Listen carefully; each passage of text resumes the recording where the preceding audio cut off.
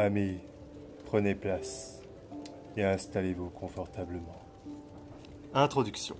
La littérature existante sur le terrorisme et le contre-terrorisme se concentre essentiellement sur les politiques stratégiques et opérationnelles des principaux États occidentaux tels que les États-Unis et le Royaume-Uni.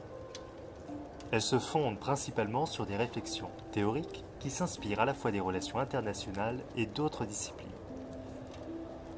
et des analyses empiriques qui proposent des études de cas et des aperçus régionaux.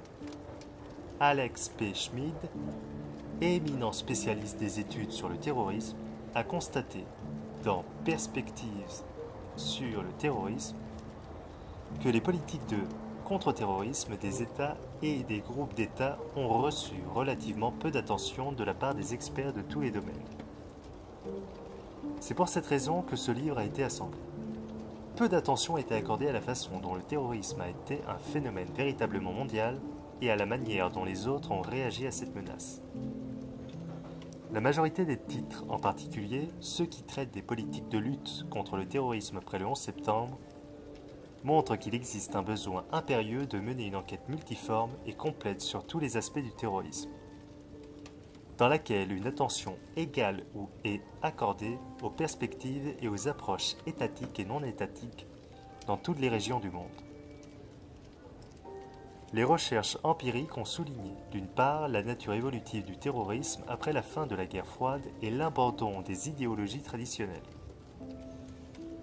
et d'autre part, leur impact sur les nouvelles guerres, sur les processus de démocratisation et sur la stabilité politique des régimes dans différentes régions, ainsi que la manière dont cela façonne les politiques de contre-terrorisme au niveau mondial.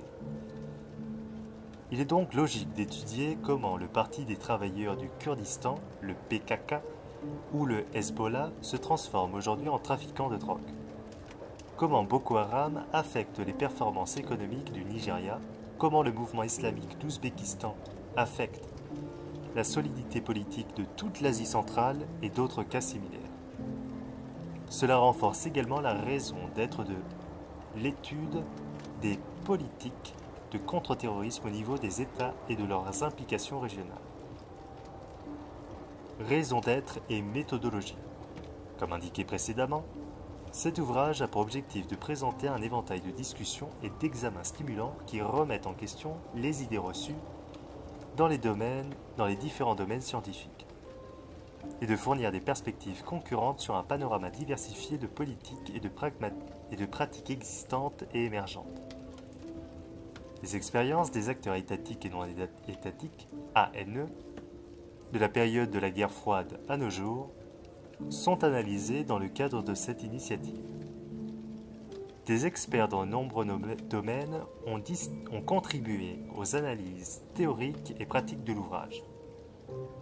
Cette approche présente de multiples avantages, notamment celui d'offrir une enquête véritablement pluridisciplinaire sur la manière dont le terrorisme et le contre-terrorisme remodèlent les approches individuelles et collectives et sur la façon dont cela affecte les diverses sociétés. Il permet également de couvrir des États dans des contextes régionaux et interrégionaux, notamment l'Union européenne et l'Union africaine, ainsi que des États qui dépassent les sphères occidentales comme Taïwan, l'Indonésie, l'Inde, la Fédération de Russie, la Chine, l'Afrique du Sud, l'Algérie et la Somalie. Chapitre suivant. Définition de la violence politique. De nombreux spécialistes des sciences sociales distinguent trois types de violence: structurelle, criminelle et politique.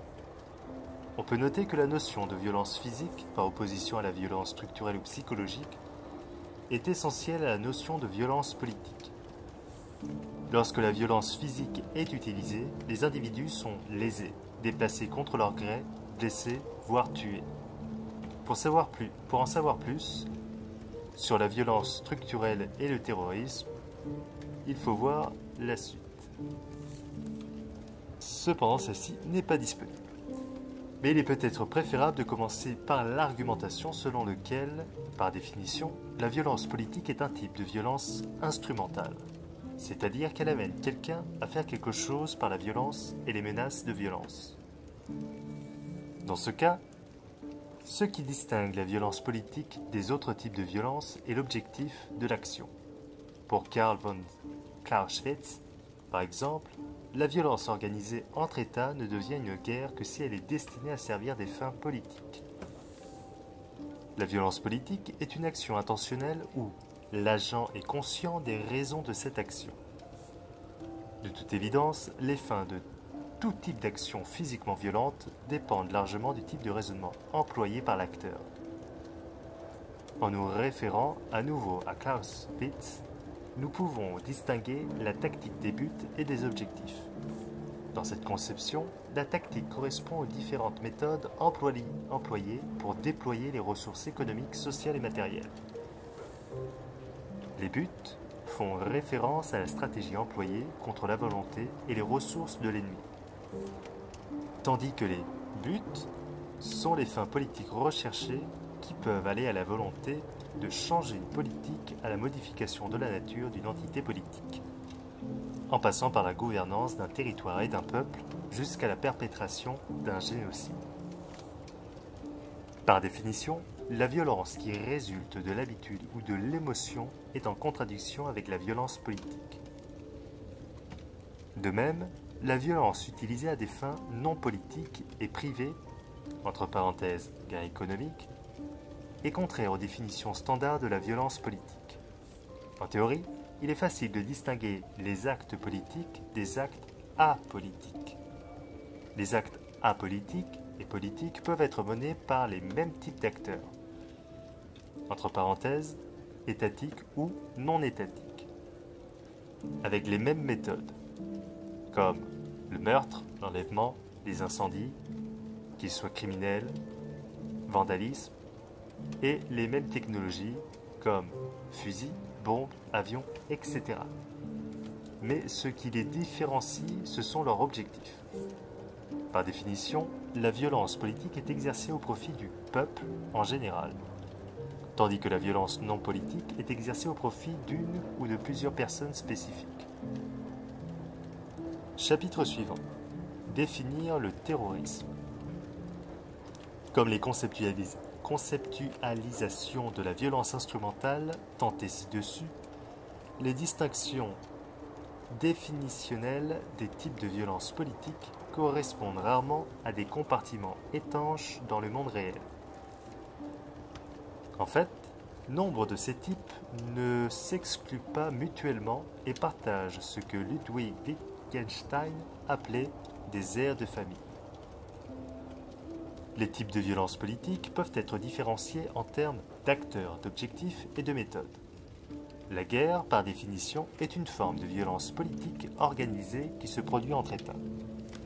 La guerre irrégulière, quant à elle, est généralement définie comme un conflit politique violent où, au moins une des parties belligérantes n'est pas formellement un État. Les guerres civiles, par exemple, entrent dans cette catégorie. La guerre interétatique et la guerre intra-étatique sont des sous-types de violences politiques propres à chaque acteur. Les coups d'État, les insurrections, les révolutions, les contre-révolutions, les mouvements séparatistes et les mouvements irrédentistes, quant à eux, bien qu'ils ne soient pas nécessairement violents, font généralement référence à des formes de violence politique spécifiques à un objectif. En termes d'objectifs, les insurrections, les mouvements séparatistes et irrédentistes cherchent tous à contrôler un territoire. De même, lorsqu'ils sont menés par le peuple ou au nom du peuple, les insurrections, les révolutions, les révoltes paysannes, le séparatisme et l'irrédentisme visent la souveraineté populaire. Enfin, les sabotages, les enlèvements, les détournements d'avions, les kidnappings, la torture, les disparitions forcées, les assassinats, les vols, les escadrons de la mort, les missions suicides, les embuscades, les escarmouches, les essaims, les pillages, etc., etc., les guérillas, le terrorisme, bref, tout un tas de joyeuseté, et le terrorisme sont tous des types de violences spécifiques à une tactique, faisant référence à la méthode ou à la technologie utilisée pour employer la violence, souvent à des fins politiques. Prochain chapitre. Définition de l'État contre-terroriste. La définition de l'État proposée par Weber est d'une grande utilité pour élaborer une conceptualisation historiquement spécifique du terrorisme et du TC. Il a été dit que les terroristes ciblent délibérément des non-combattants pour atteindre des objectifs politiques, tels que la modification d'une loi ou d'une pratique, le changement de gouvernement, le redécoupage des frontières territoriales ou une combinaison de ces trois éléments. Ainsi, par définition, les terroristes non étatiques ne reconnaissent pas la légitimité de l'État dans lequel ils opèrent pour réguler la violence. La plupart du temps, les terroristes non étatiques affirment que seul leur recours à la violence politique et leur tentative de régulation de la violence sont en fait légitimes. Techniquement, si une majorité de la population d'un certain territoire venait à accepter la légitimité de cette organisation terroriste non étatique, alors cette organisation pourrait être appelée l'État. On pourrait faire valoir que c'est ce qui s'est produit en Israël et en Algérie. Les justifications du terrorisme non étatique sont multiples.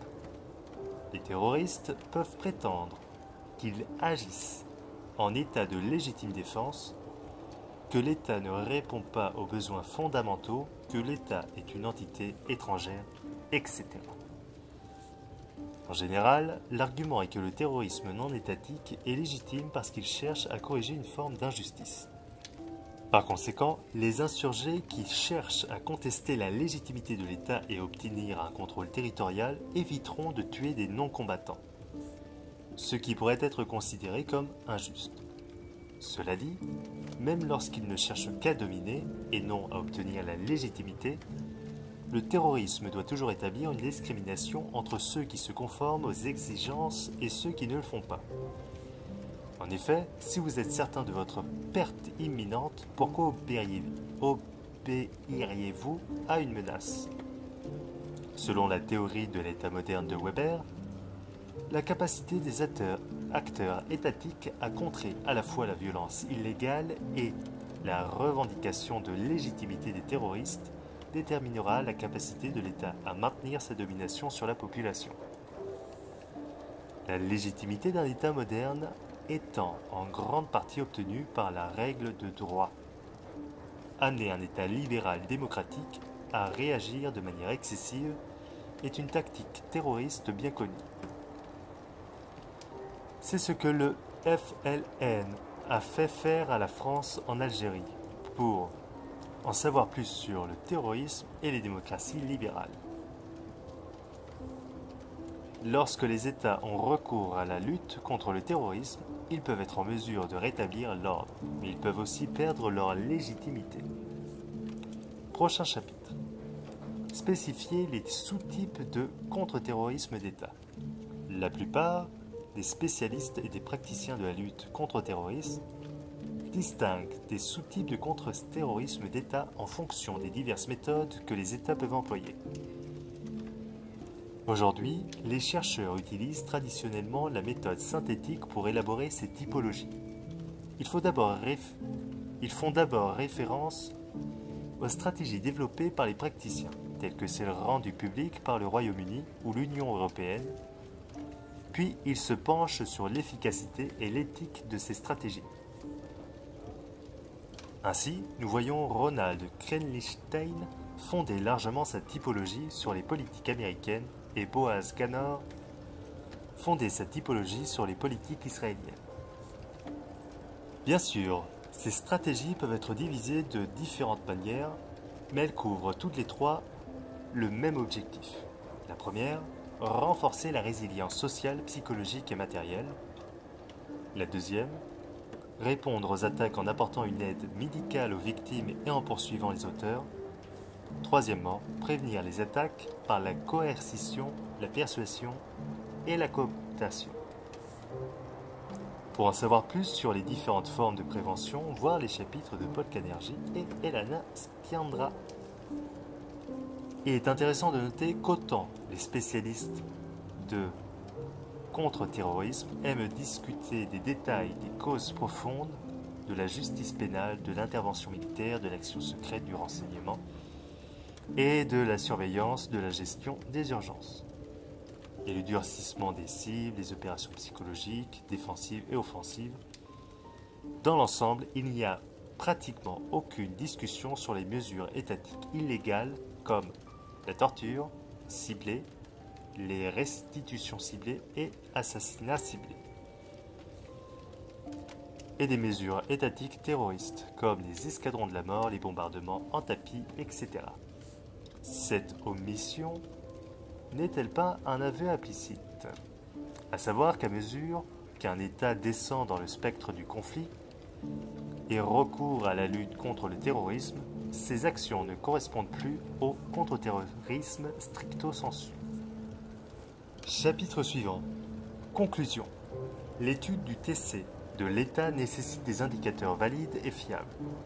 La création de tels indicateurs, opérationnalisation, nécessite une cohérence concept-mesure. Ainsi, avant de pouvoir créer des indicateurs, il faut créer des conceptualisations formelles. Tant que cela n'est pas fait, la recherche sur le TC mesurera souvent autre chose que le TC.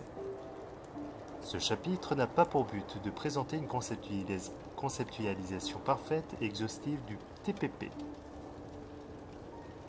Il a plutôt été conçu pour mettre en évidence le travail qu'il reste à faire pour que la recherche sur le TC devienne rigoureuse et systématique.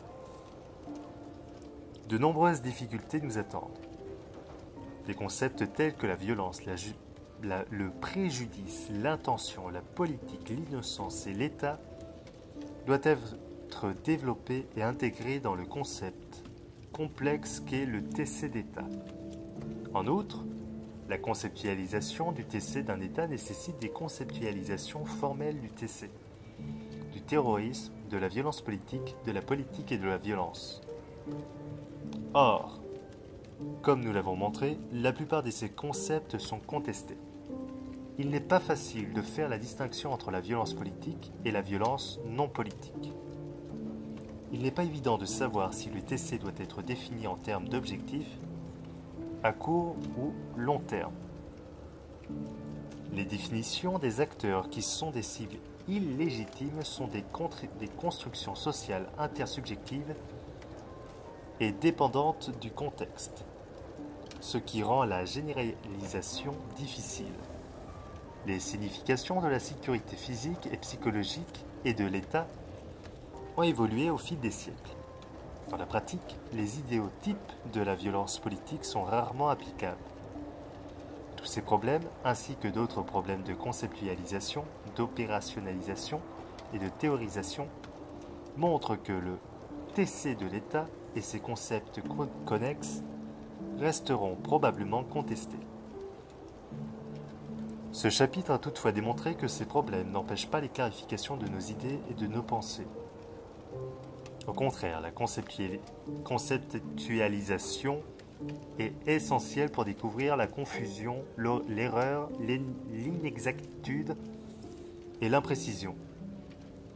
Éviter de tels efforts intellectuels ne peut que conduire à de grossières erreurs. En conséquence, l'affinement de nos concepts par l'analyse logique est une première étape nécessaire et attendue de l'étude du TC d'État. Bien. J'espère que vous avez apprécié notre échange de ce jour. Je vous donne le au revoir, en espérant échanger avec vous de nouveau.